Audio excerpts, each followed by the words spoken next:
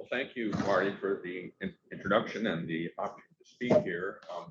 We have a long history with Morrison Forster firm we're housed in right now. The model we'll be talking to you about was pioneered by a fellow named Larry Bach, who's one of the greatest seed artists in biotech. And Mike O'Donnell was the Morrison Forster attorney who represented Larry and Avalon Ventures.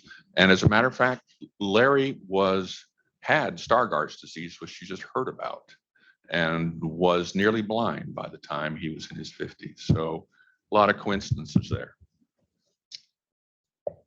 Yeah, right. So our philosophy is that we start companies based on technology that saves or improves lives. If it doesn't save lives, we pass really quickly. So that means diagnostics, therapeutics, medical devices, and increasingly AI-related technologies that are applicable to the life sciences. We believe a recession is the perfect time to be starting these kind of companies. As a matter of fact, when Larry used this model in the 1990s and 2000s, his largest success came from a $10 million fund he raised from Sandoz that returned over $500 million. And those companies were started in recessionary times. So, maybe you might speak up. Okay. Next, our returns, we believe, are maximized when operational experienced investors can help shape company. Yeah. And we are very experienced operationally. We've both been CEOs. We have worked in large and small venture firms. We have, a good track record backing underrepresented founders and in generating returns for limited partners in previous funds like Norwest Venture Partners, which is a $12 billion fund, like Laura's Berkeley Catalyst Fund, which she just spent 6 years investing, like Medical Innovation Partners, a $35 million medical device fund that I raised and helped invest that was also very operationally focused. We understand when revolutionary technology is ready for scale up and de-risking in a venture timeframe. And as I mentioned, the model we'll talk about comes from Larry Bach, who's one of the greatest seed artists in biotech that I personally apprenticed under, started companies with, and saw the success of. Laura, why don't you talk about your background? So I'll shut up. Sure. I most recently started a fund that worked closely with UC Berkeley and was designed to send some profits back to the College of Chemistry at UC Berkeley. And that's where I did my PhD many moons ago. I'm still active with 3 board seats from that. We had a first exit of a gene therapy company in December of 2020. Which was 4D molecular therapeutics, which I'm sure you know. Yeah, and prior to that, I've been a startup CEO. All of my investments and all my work as CEO has been in very tech-heavy or life science-heavy fields. A lot of intellectual property management and a lot of international strategic relationships, and so that's where I thrive. I've lived both in Taiwan and Germany and have worked cross-border with Asia in general for many years. And I am very well embedded in the local San Francisco Bay Area ecosystem, but also farther afield. Great. And I guess I'd like to add a bit about my background. My most recent success as CEO was a company that was sold to Vir Biotechnology in 2016. This is a immunotherapy company that had generated data in monkeys demonstrating long-term effector memory T-cell responses in several infectious diseases. We sold that company to Vir in 2016. In 2019, Vir went public. Vir's valuation today is $3 billion, not $5 billion. It's a tough time in the public markets, as we all know.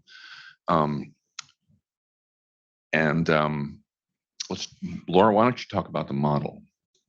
Sure. So This is a model that that really comes from Larry Bach, and we've augmented it. It really spoke to me when I first learned about it from Michael, because I had pulled companies out from scratch at Berkeley and encountered many of the challenges and pitfalls that come with doing that. I think this model mitigates many of those. The idea is that we really are co-creating with a technical founder, and that can be inside academia, or it could be actually in a company. And with the current environment, we're seeing more companies coming to us that have assets that they just don't have the bandwidth to deal with. So they carry them forward to some level, but they just don't have the resources to keep going, and are willing to spin those out into new companies. So, but basically in our model, we're de-risking from the very early stages, really looking hard at the intellectual property and the strategy for that, and designing the early experiments to do the key de-risking steps. We do that with a venture partner taking the lead, and that venture partner will probably stay with the deal about 2 years before handing the baton to a Series A CEO. But the venture partner will take it through the early de-risk, where we were writing smaller checks, and then the seed round is really where we have our most leverage, where we lead and form a board that's more formalized, and that's an LP co-investment opportunity as well.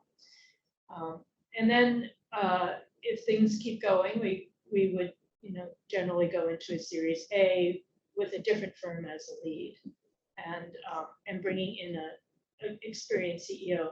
My experience of doing this out of Berkeley is that we had many platform technologies that could go into many different verticals. And one of the most critical decisions is figuring out which is going to be your lead program. And that informs what kind of CEO you need for the Series A. You don't know that up front. And usually that very early stage CEO is a different phenotype than the Series A CEO. So I think this model does a great job of mitigating some of the problems that I've seen in early stage. Next slide. So we feel like the model works best when kept small, that too much money applied before de-risking lowers returns. And I think we're going to see that in spades with some of the mega deals that have been done in the last few years as they try to do follow-on investments in a down environment. The model avoids inexperienced technical founders in control positions early on. That's something that's been a real problem for both Laura and I and many others in the business, and minimizes first-time founder failures. This is difficult stuff. It takes a long time to learn how to build these companies, and you rarely get it right out of the gate as a first-time founder. So we feel like the experienced venture partner who's built a company before, coming in and running these companies for the first couple of years, really mitigates that risk.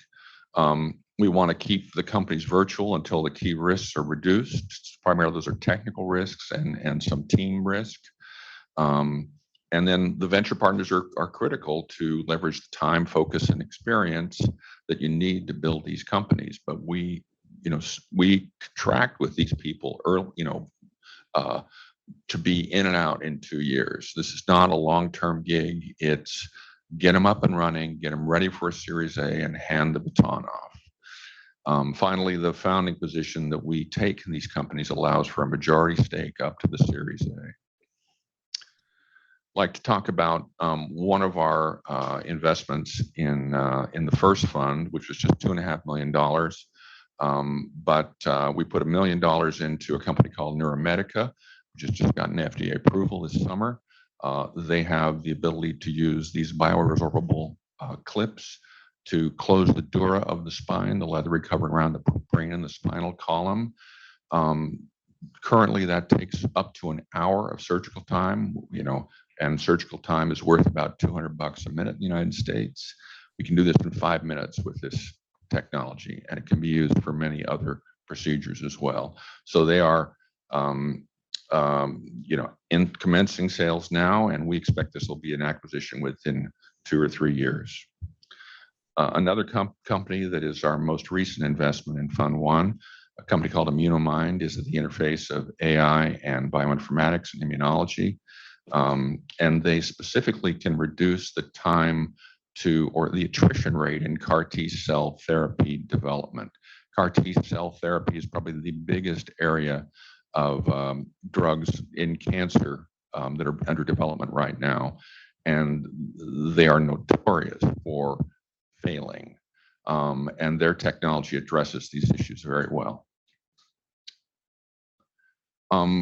We'd like to talk a bit about some of the high priority deal flow from the last 3 months. So we're raising now, but we're also very involved with, looking at new deals, evaluating new deals. Laura, why don't you talk about the first one? Sure. So this is a case that is not a university, really. It's a biotech company that has many assets, and they're looking to spin some off because they need to focus. We went and looked at one. This was up in the Pacific Northwest, and they have the ability to deliver steroids and other drugs to cartilage in the joints, and especially for different forms of arthritis. They have very nice data.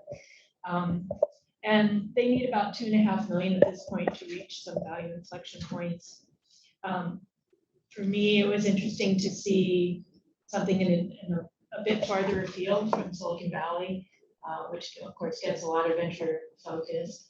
There are actually some great assets up in the Pacific Northwest, and it is underserved by venture. And this was very clear to me there, but they had a fantastic team ready to incubate NewCo. Sure, thanks, Laura.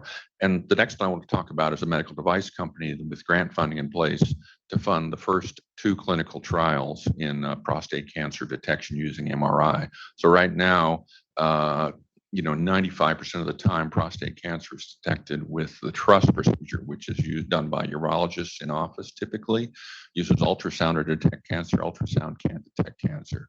It uses ultrasound to visualize the prostate, and then they take a random sample of the prostate through the wall of the rectum, which causes many problems, infection being notable among them. So the reason MRI, which can detect cancer, is not used now is because currently it takes 2 procedures to get that information. So you go in the first time, do the MRI, radiologist reads it, you come back 2 weeks later, they can't find the same place. So they can't take an accurate sample. And there's a few workarounds, but they're very cumbersome and inaccurate. So this is a way, using this device, you can image the organ, guide the needle to it, take the sample off to pathology, and you're done. And we think this is going to catalyze a significant shift in the way prostate cancer is diagnosed. They also have a second product to sample the prostate with the perineum, which dramatically reduces the risk of infection, and the ability to use the same device to place radioactive seeds and other therapeutics in the organ. Next is, and this company is actually from Portland, Oregon. So the first company was from Seattle, where I spent 20 years in the University of Washington, built companies, and did venture investing, and came to me from a relationship from that long period of residence up there. The medical device company I just mentioned is in Portland. I was there for 10 years most recently. And this next opportunity, a dual device therapeutic company, comes to us from Southern California, from the University of California at Irvine. It's this technology that is a dual device therapeutic modality, which allows some advances to be made in MS and ALS. And the last company is a company here in the Bay Area that has a novel and validated biomarker systems for endometriosis, which is a huge problem for women, causes a great amount of infertility, massive amounts of pelvic pain, and is really very common and leads to infertility and serious morbidity. And there are now drugs to treat that if you can diagnose it early. So that's just a sample of the things we've been looking at during the last 3 months over the summer, which is typically a relatively dead time, but we're getting 3 inquiries a day these days just from relationships and being around the business for a long time. Okay, Laura, why don't you talk about performance issues? Yeah, these are highlights. This is kind of a mixture from the two of us. So Tomegavax, Michael mentioned earlier, is from his first fund. 4D Molecular Therapeutics, which I mentioned was our first IPO out of Berkeley Catalyst Fund. And that was from a professor at UC Berkeley, Dave Schaefer. And he now actually leads a huge life science incubator called the Baker Bioingenuity Hub. That's going to be a big hotbed of new startups. And then Neuromedica, which Michael already talked about. Yeah. Okay, the next slide. So we talked a little bit about performance of our illiquid investments, Laura, at the Berkeley Catalyst Fund. Yeah, we've had, we still have about 25 in the portfolio, and they have done well. I will see they've survived COVID this long, which I anticipated that wouldn't be the case, but they're still going. And we've had some wonderful co-investors and follow-on investors who have carried these forward, including some from overseas. And it's been a really fruitful portfolio. Yes, and Alignment Ventures, our first fund, which is about, I mentioned about $2.5 million, 5 illiquid investments, 3 going concerns with 1 up round and 2 write-offs where we really invested minimal capital, $50,000 in front before deciding that not to go further. So, let your winners run and kill your losses early is a mantra. Laura, why don't you talk about this one? Next slide.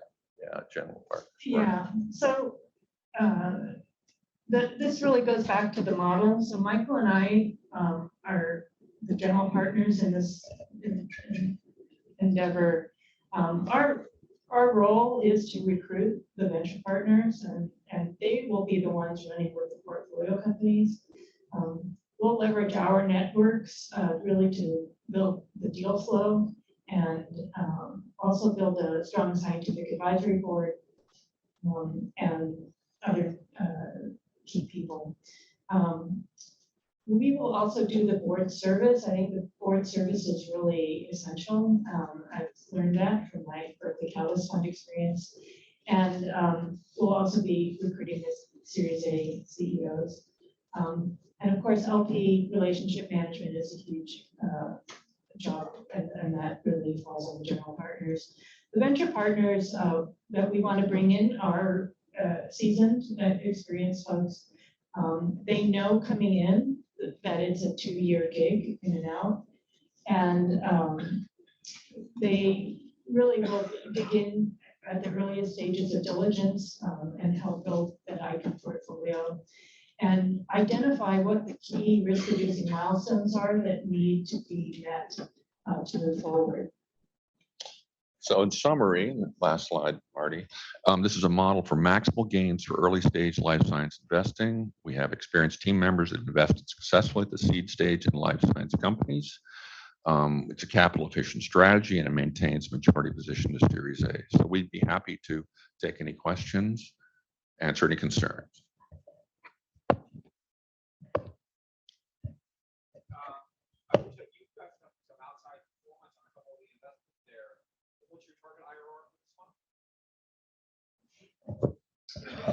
Oh, at least 25%.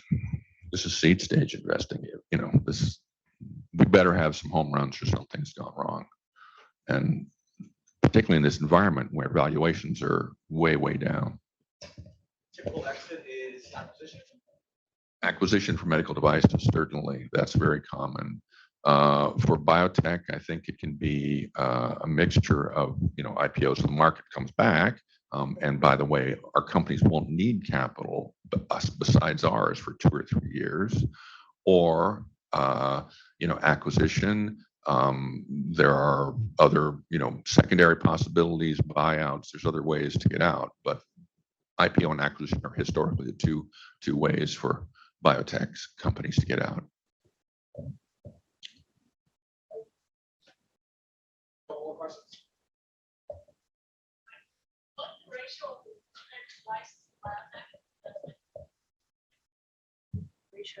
I'm sorry, repeat the question. Well, What's the ratio of biotech versus medical devices? for me, historically, in the last decade, it's been 1-to-1. For Laura, Mine is heavily on biotech, a couple med devices, even a few med devices, mostly therapeutics in my old portfolio. Yeah. Oh, for going forward, well, it would probably be more heavily weighted on device and diagnostics, and a little bit less on the therapeutics. yeah, biotech needs huge amounts of capital. So in this kind of environment, you got to think hard about where the next round is coming from, what dilution that will mean for us and for our limited partners, so on and so forth. What's the size of fund one? Size of a fund one. Just ballpark, can you talk ballpark? How many investments do you intend? It's an early stage. And you intend to make how many investments? Can you say that? 10. Yeah. Something. Okay, great. We're happy to talk about it. Well, we're all going to be at dinner, so there'll be dinner also as well. So Gary, do you have any questions? Yeah, I have a quick one. Somewhere I read that there's something like 300 public biotech, biopharma companies that have less than a year's worth of cash. Maybe there's trial phase 0, or maybe it's 0.007, Yeah. whatever it is, they're versions. So, and then big biopharma companies, they just buy companies at billions of dollars. Like they don't want to take the risk. So is there so much risk in this that you have to have an extreme edge to be able to compete with both follow with the companies that are now dying on the vine and big farms and say, hey, that always you guys make investments and they'll pick up the winner later.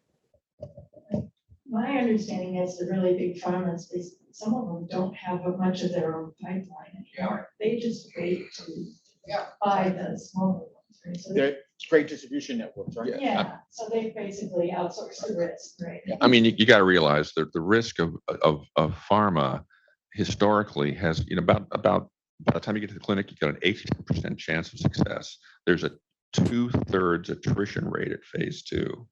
Right. So this is like the oil business. It's like wildcatting for oil. And so you got to have a platform. You got to have a number of shots on goal. It's just the way it is. Until somebody invents a solution for that phase 2 hurdle, that's where we are. I imagine a lot of the public things that you mentioned are probably like Reg A plus, reverse mergers into shells, things like that. So Yeah, and we certainly see that as an opportunity too, because I mean, right now we're looking at companies that are running out of money and they're coming to us, and our response is asset sale. That's not a fun business, but if that's what you need to do to keep the asset going, that's what you do. yeah, it's really fascinating how you structure it. Great job, guys.